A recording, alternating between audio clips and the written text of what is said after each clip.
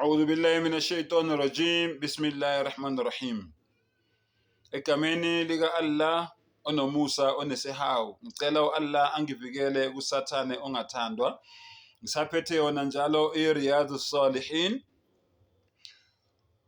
Kunendoda la igama layo Abdullah ibn Abbas. Abdullah indodana ka-Abbas radiyallahu ta'ala anhum. Allah ahlale ejabulile ngabo. Ositshela ukuthi ngelinye ilanga umprofeti isithunywa sika Allah sasikhuluma nabo sibaxwayisa, and then esakhuluma nabo kanjalo wabona indoda imile nje, indoda phuhle, yena abanye bahleli phansi balalele umprofeti uyabafundisa, yona le ndoda imile nje phuhle. Wabuza ngale ndoda, bamtshela ukuthi igama lakhe uAbu Israel. Abu Israel.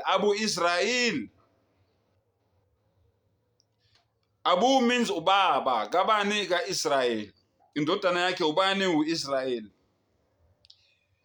Lo muntu lo wafunga ukuthi yena uzoma elangeni, angeke yena ahlale phansi phansi komthunzi, and akakhulumi namuntu,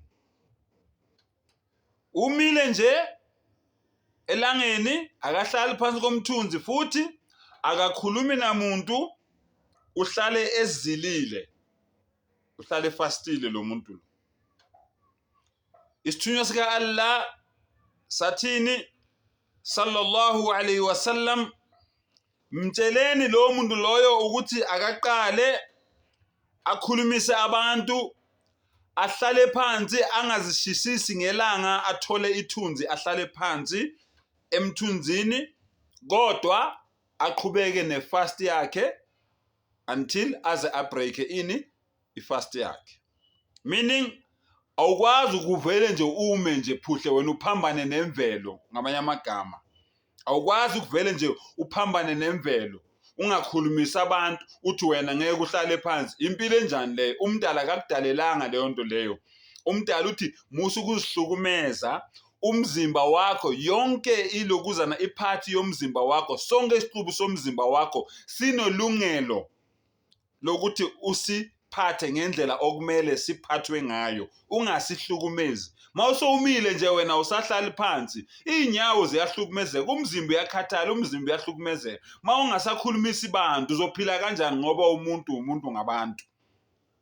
Mawufastile zila ukudla kufika isikhathi ubreak your fast, ube umuntu ube normal. Ngoba mangabe ungakwenzi lokho uphumile kubalandeli baka Muhammad sallallahu alayhi wasallam, ngoba naye lento akutshela yona ukutshela ngento naye ayiyenzayo.